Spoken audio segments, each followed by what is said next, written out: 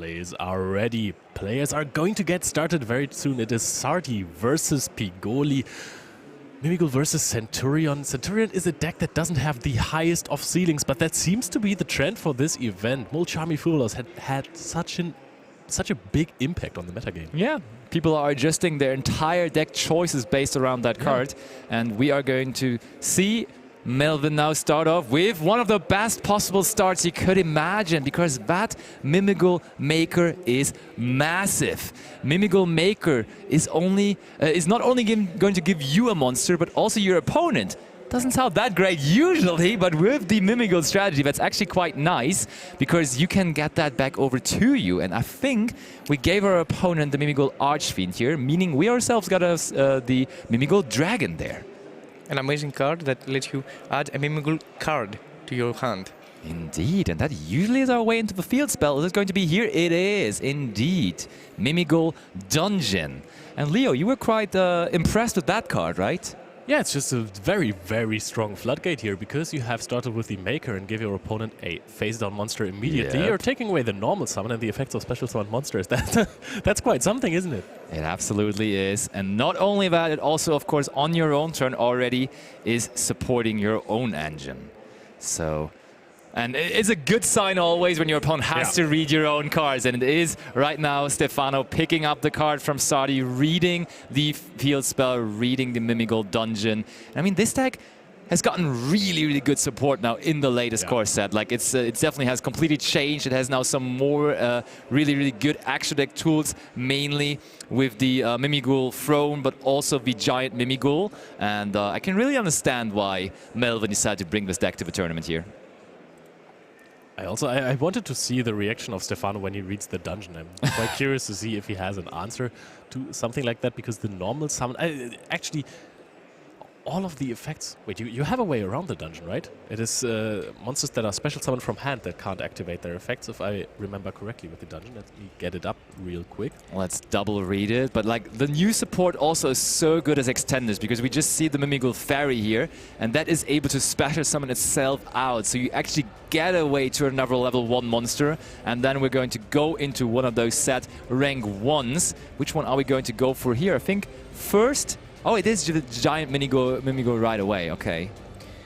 With an amazing effect that also lets you add a card to your hand that is Mimigul. Yeah, and not only from the deck. I think you can even decide whether it goes from the graveyard or from the deck, so it's quite flexible in that regard, isn't it? Yep, and I think that maybe we are going to go set up the trap card. Oh no, excuse me, it's just from the deck actually. It was another card that was also getting it from the graveyard. Oh, and there is the Mimigul Room, and Mimigul Room is really, really, really important, because Mimigul Room, actually, because you could say, hey, if he just flips up that monster right there, it was there for a turn, so you can legally flip it out on your own turn. But then Mimigul Room special summons out another set monster on the opponent's turn, which of course then he can't flip anymore, and therefore the combination of Room and Dungeon together is even more impactful. And even Prosperity, one of my favorite cards. It gives so much flexibility, since he can add either engine card or a utility card like an Ash Blossom, a Ghost Ogre, and Infinity Permanence, and an interruption. Yeah, what are we expecting him to do? Oh, only look, 3 cards. The start was good enough. We only are need to set go up for free, for sure. And that's a Frost. Okay, not live yet. Okay, we went for Dragon, and we already have a field spell, so this is not looking super promising. I think so. I mean, we're kind of set up with our engines, so I would think that we don't take the dungeon. However, Thrust is something very, very good if our opponent breaks the field. We take the dungeon. Okay, I was completely mistaken. I am not the Mimigul expert. He, Melvin, is. He also disregards the dragon that is currently exceeds material, I think. Okay, set 1, set 2, and we're passing things over. One of those set cards surely is the Mimigul Room that we just searched. But what about the other? And does Stefano even realize the restrictions that the field spell right now is applying to him? I think if he opens stand-up Centurion, he's kind of fine against it. Possibly. Ooh, we start off by activating DD Crow here. Is that possibly in the end phase still? Trying to make a Bestial live by any chance? He has 6 cards in hand. He does. There is the Bestial Lubellion though, so in the end that's what we're trying to do here. Oh, immediate Ash Blossom and Joy Spring though. He didn't even need to grab that off of Prosperity because he already had it in hand. Well, that is a very, very early Ash Blossom onto a Bestial Lubellion, playing into things like Thrust or Talents. Yeah, but you cannot so forget important? that Bestials are quite good because you could just tribute over a Bestial over that set monster going around the restriction of the dungeon, you know? I mean, then there's still room, but... And then they have normal summoned a Bestial. Yeah, but then they play with the stand-up Centurion. I think that would work quite well, actually. But, I mean, with the room set, it is all becoming a little tougher, if you ask me. But we do have the field spell through the terraforming here, which is great news. So the thing is that the room does not prevent special summoned monsters from activating their effects, but just from declaring attacks. You cannot activate the effects of normal summoned monsters, or you cannot normal summon, and you cannot attack with special summoned monsters as long as they have a face down monster. So let's see about that. And Trudea is in the spell and trap zone. That's a very, very good start. The into one the combo of the tutorial deck. Let's see. How do they always end up drawing the gargoyle? It's always in the hand. It's always. It's good that it's a discard here, but it's always there. It is always there indeed. And now the game goes back over to Melvin, the game of reading cards here, and he's just checking on the gargoyle, which of course is one of the one-offs in the deck. So maybe one of the cards you're not super familiar with, because I mean we've been saying that the Centurion deck has gotten, no, that the Mimigul deck has gotten some nice support, but to be fair, the Centurion deck did as well. Like they got some really, really good additions there. Mainly it is the extra deck actually, with the Centurion Primara Primus in the extra deck, and oh, there is the impermanence now on Trudea, which is huge for sure. We're picking up the card.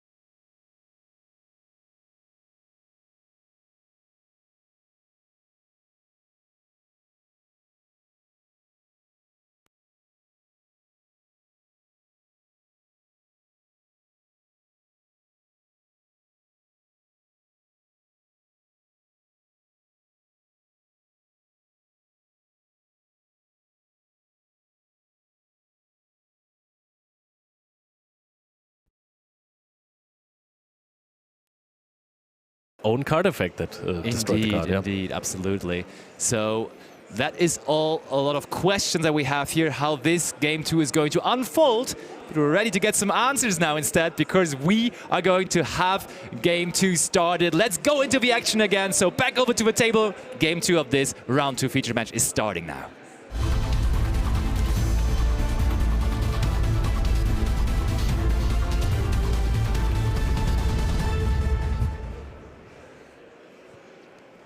All right, Stefano is sitting there. He can't wait, wiggling with his fingers to start playing here. Looks at his hand, plenty of engine in there. I see Lubellion and Trudea, I think. That's And Archery. Good pair of cards. Draw and lock. I mean, Trudea at herself is one card combo. Yeah, indeed. And then on top of that, a Bestial is actually like really good. But Stefano's still trying to figure out how to make this unfold, how to start this off. Because we saw, for example, that Melvin immediately used Ash Blossom and Joy Spring on the Lubellion. So maybe you're trying to bait with the Lubellion there, possibly. But for now, we're just going to normal summon the Trudea, and that effect is going to resolve, which is a great start here for Stefano for this second game. Melvin also has an interesting hand, having no more talent impermanence, if I can call correctly.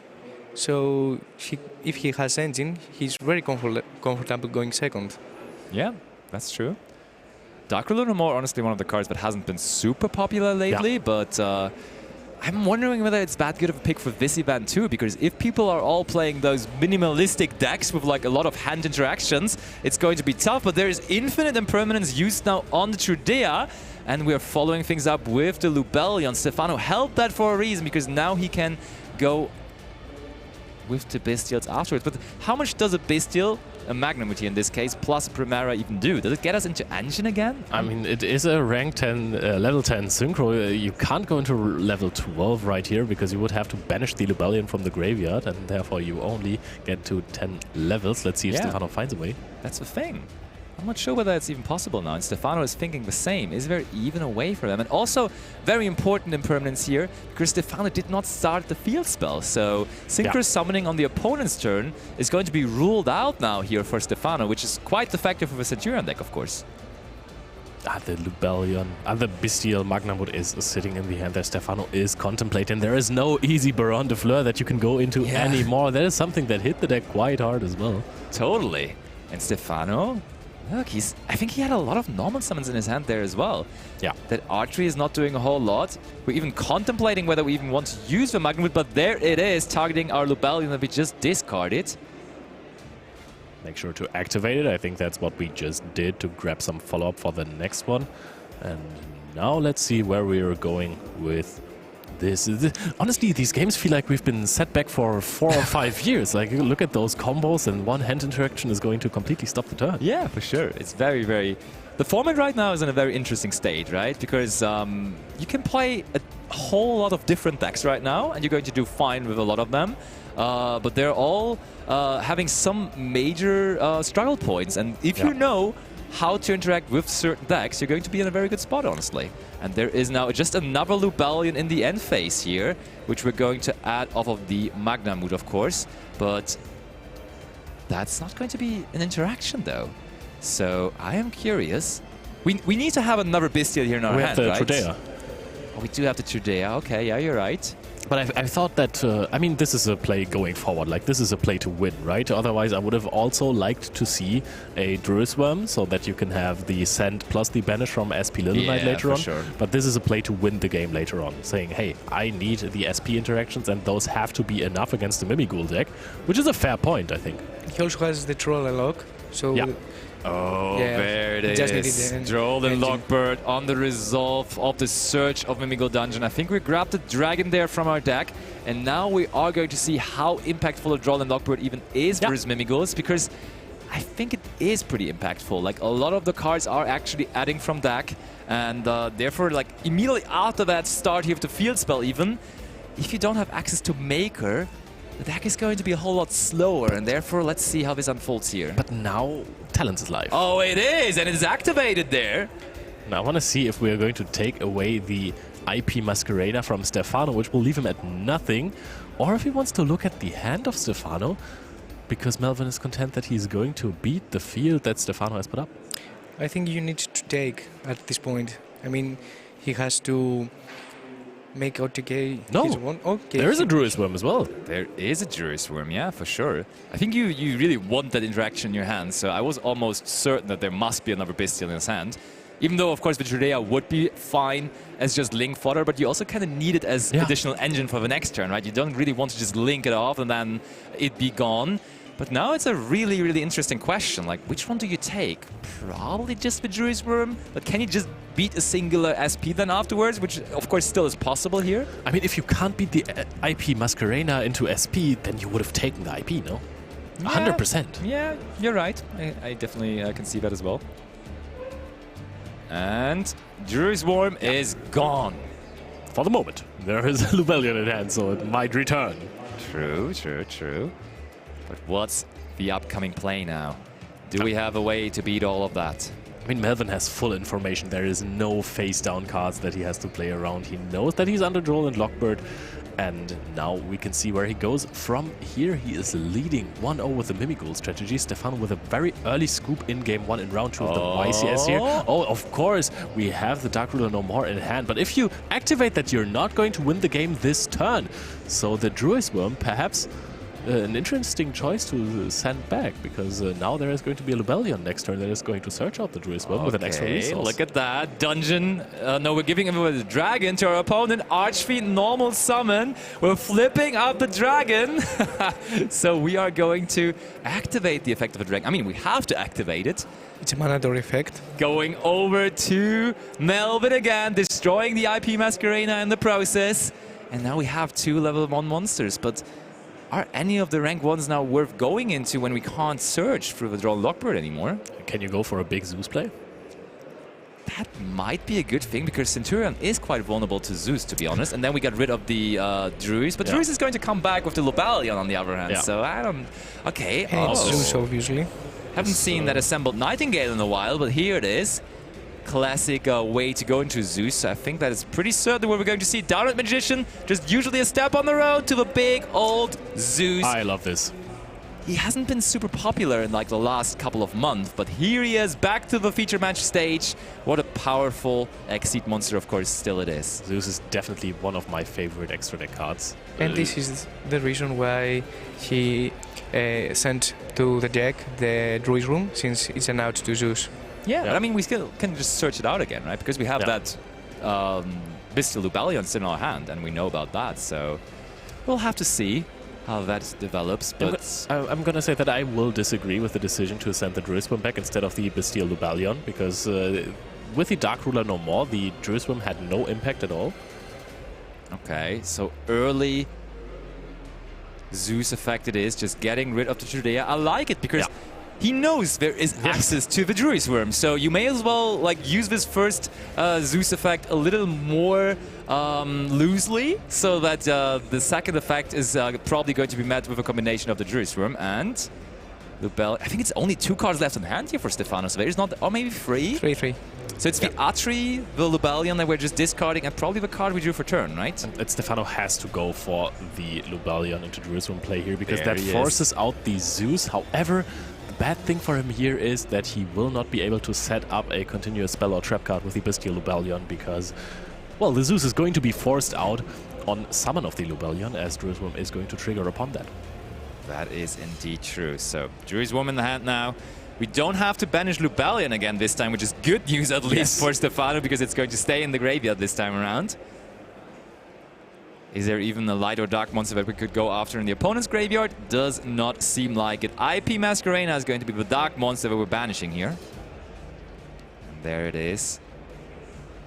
There is Lubellion now, activating the effect of Druid Worm, and as predicted, we're just chaining the effect of Zeus one more time, so gone is bad, Lubellion now too. But we can just summon our Promera, which is crazy now. Promera is an incredible draw, and now we send away the Zeus a little bit late. I thought we forgot that, but I think Melvin just forgot to send it away. Promera is sitting strong there, and that was the top deck of this turn, because Melvin knew the entire hand, and this is why he's also not looking very happy about this. Atri is going to be discarded after a stand-up Centurion. Yeah, and, I mean, that might not just be the top deck of the turn, that might be the top deck of the match, honestly. What a draw to have there. That Promera normal summon is massive. Gargoyle now into the spell and trap zone it goes. The question is this enough to establish a field that is going to win against the, I think, 2 cards in hand of Melvin, or is it only 1? It looks like only 1. After the draw phase, it will be 2, right? Yeah, that for sure. But I mean, on the other hand, look, Auxilla is going to give us not only another Centurion card to our hand, but also that in the end phase is going to set up Centurions in the spell and trap zone again. So I think this is looking beautiful for Stefano. All of a sudden, after looking completely devastating just a minute ago, basically, now we're off to the races. Wake Up Centurion is being added to the hand now there as well. I think that is not Wake Up Centurion. I think I'm that pretty is, sure oh, it is. And that is just going to be another monster. Do we even have a way into another monster next to the token, though, with the Wake Up Centurion? I'm not sure. I think it's probably for the next turn, in order to set up Wake Up Centurion. And Fair. put Trudia again in the spell and trap zone with Auxila, and just synchro summon your opponent turn. True, yeah, that's a good point for sure. So we're attacking directly with the Auxila, which also, of course, is not too small. 3,000 points of damage coming through there. We see it. Melvin dropping down to 5,000. Oh, look at that, though. We're activating it on our turn now. We're getting rid of it. Summoning out. Ooh. What are we cooking here? We bring out the Gargoyle. And then from there... Oh. We banish the Wake Up. I think the last card in hand of Melvin, he just revealed it to us, might be a dungeon. Yeah, possibly. So we're also using the graveyard effect now. During the main phase, you can just banish it from the graveyard to send a Centurion card from your deck to the graveyard, except that Wake Up. And looks like we do send Phalanx to the graveyard now. Of course, not the Dragunity Phalanx that you're thinking about, but it is Centurion Phalanx now. Phalanx, which has a decent graveyard effect, but also a very strong on-field effect. Getting Primera back. I think we just sent the Phalanx there to possibly bring back the Auxila there. That might eventually go to the graveyard. Dungeon activated now, though. Oh, and now Stefano wants to read the card again before it resolves here. Doesn't have an interruption on the field already. This one, if he has another Mimighoul in hand, is a pretty strong field wipe. It would mean that you can add a dragon to the hand. And if you have another Mimighoul, you can play around that. Now we're going to synchro summon with the token immediately. Is it good old Chaos Angel? Oh no, we're just going into Primera Primus here. Yep. The new synchro from the newest main set. And we're going to search another copy of the stand-up Centurion through the Primera. And we're also going to add Oath. And now we're going to use the effect as an interruption of the Synchro 8 to destroy the dungeon there. Oh, only a sad card. This is looking good for Stefano. He might have found a way back into this match here. And he might be the one winning the second game here. Something that is just generally a very, very good part of a card like Mimighoul Dungeon to once per turn add a card from the deck to the hand is proven costly here because Primera Primus can just on summon destroy it and it will not resolve or on activation destroy the dungeon. Yeah. It won't resolve there. Very, very strong. That's why Stefano wanted to read the card again. Hey, is this an activation effect or can you just ignite the effect during the main phase? Yeah. So we're double checking here, but I mean, this field right now, just the combination of those two Centurion monsters, that's more than 5,000 points. So if we pass over like that, this set card better be a good one. I really love the fact that Centurion has such high attack monsters. Yeah. Because at the end of the day, you just need to get the life points of your opponent to 0. Exactly. True. Keep it simple. The call of the event so far. As we saw before.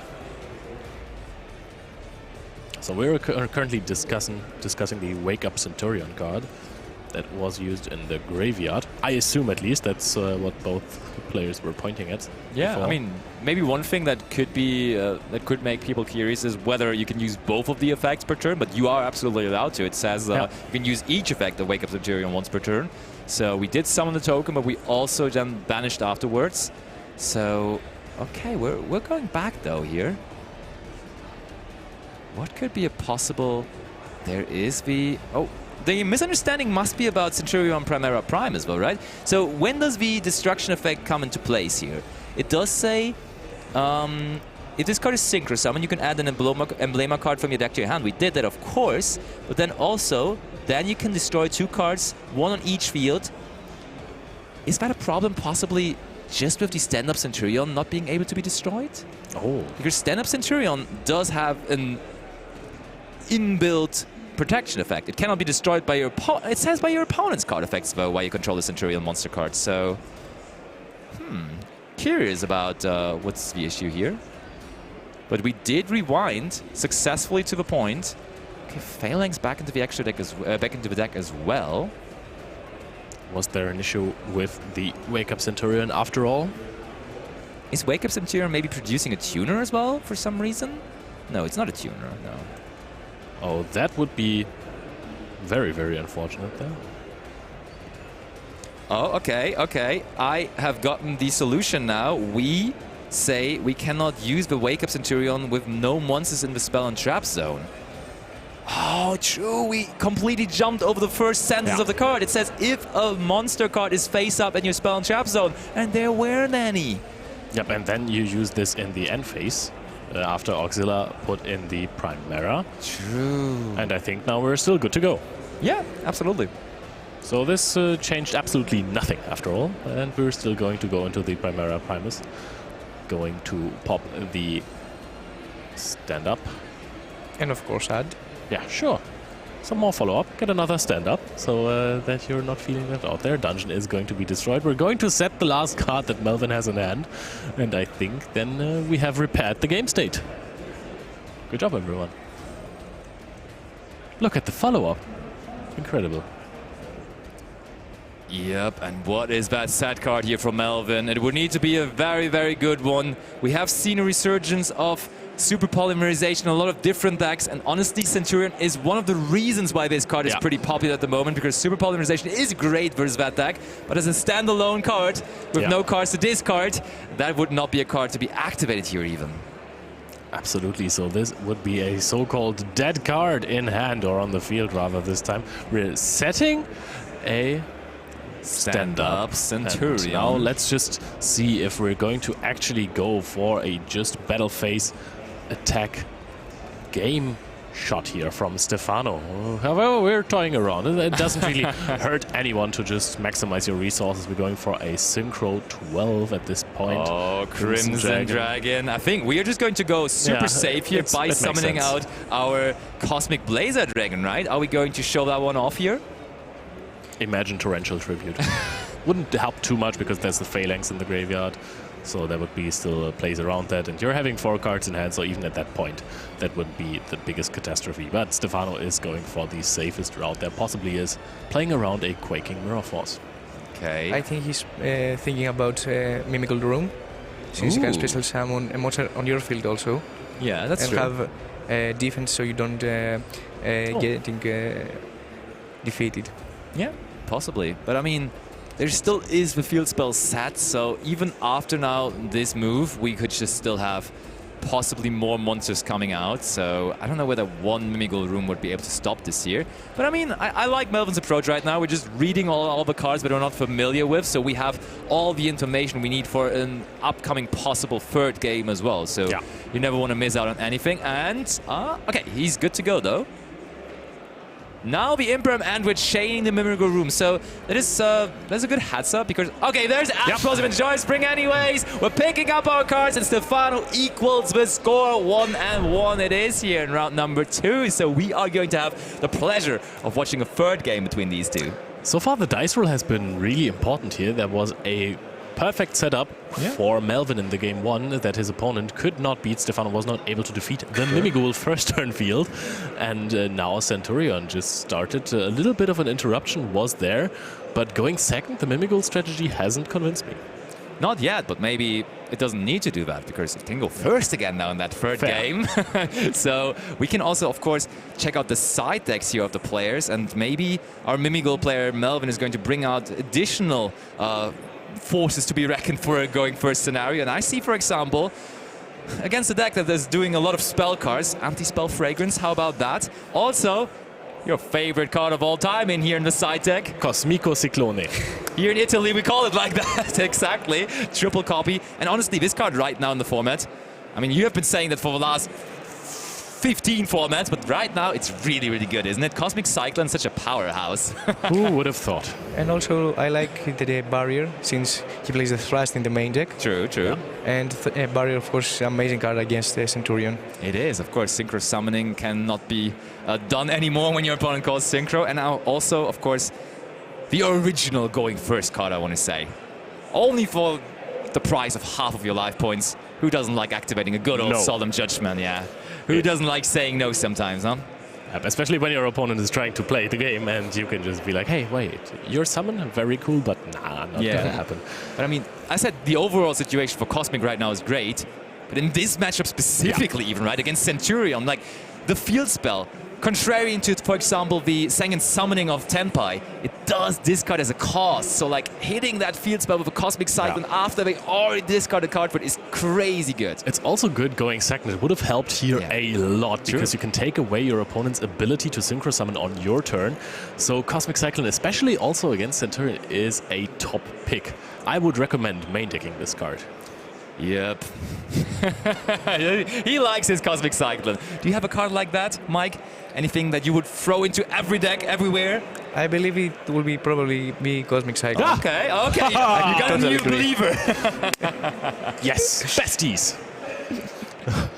Take that, Basti. I think Melvin has a lot of options going first, and I think he will be very confident. I agree. Yeah, looks good for sure from his side deck. I agree. Yeah, and I think that the players are about ready for Game 3, so let's take it over to the table in Feature Match Round 2.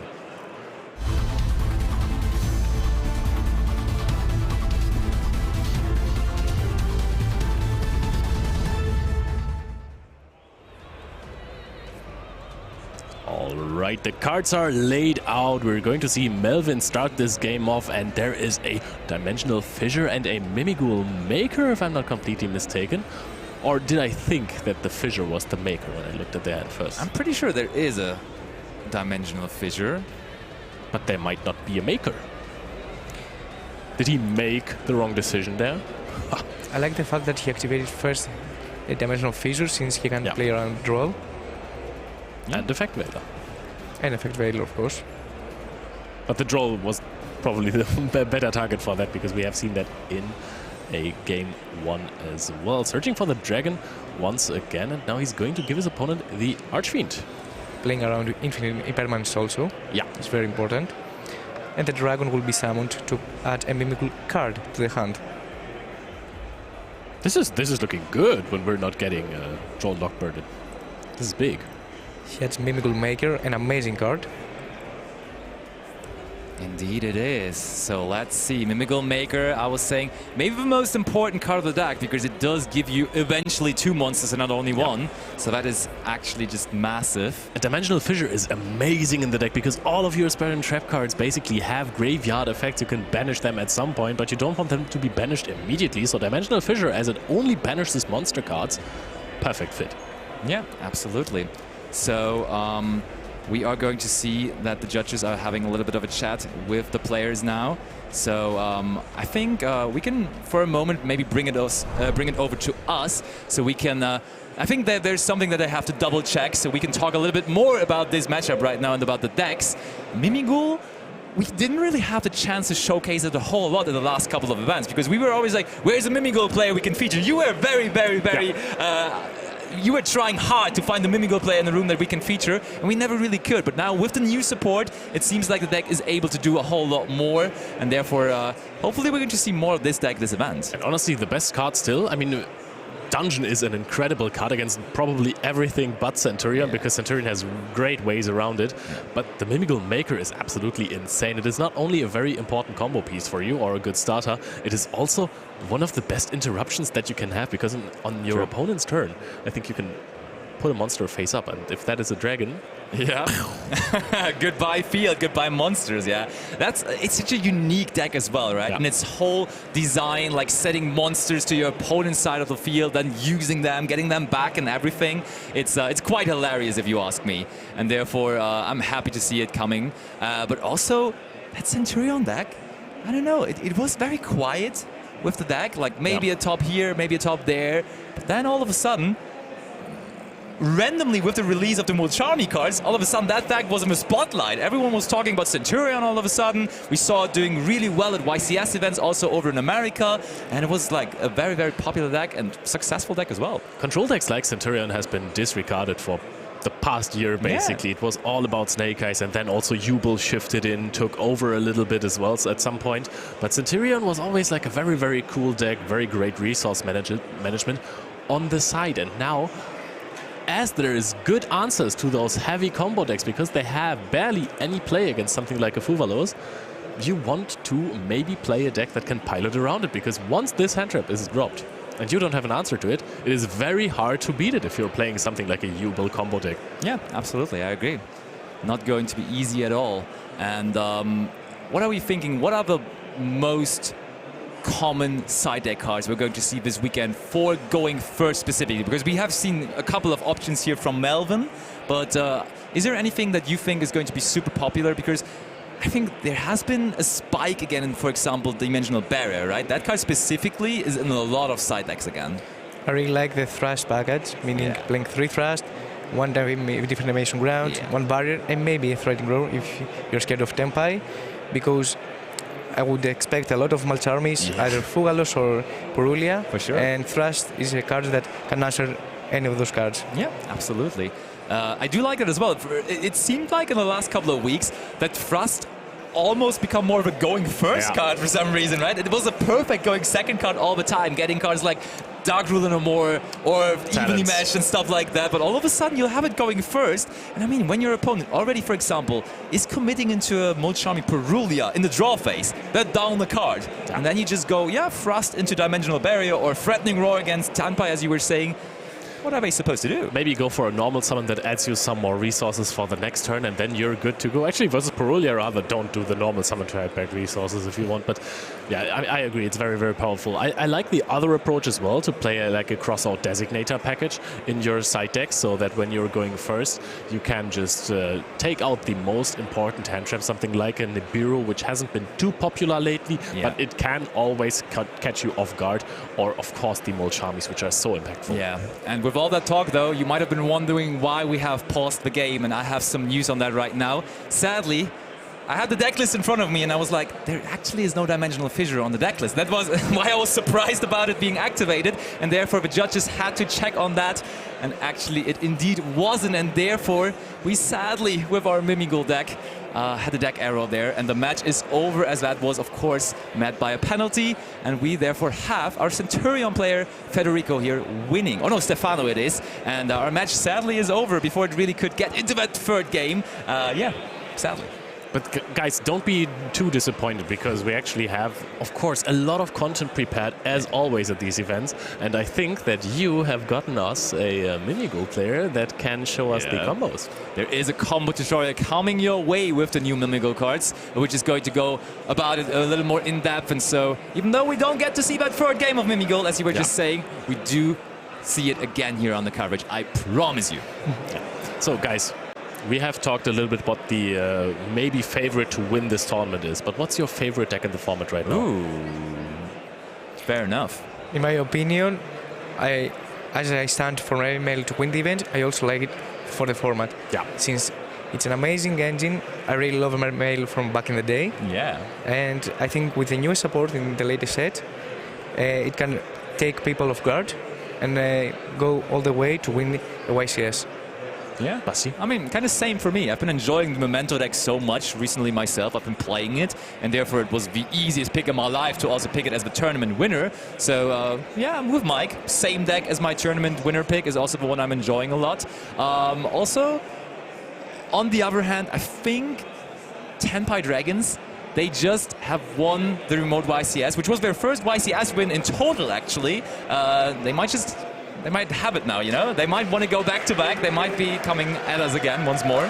For me, I'm not even lying. Basti is my witness. I like this Fiendsmith hand trap deck a lot, but I like the Bestial package with Lubellion because I love Branded Regain so much. The card is so much fun. I wanted to see this a lot more, but I'm also fine with the Kashtira package being substituted into it. I love the deck. It is very, very cool.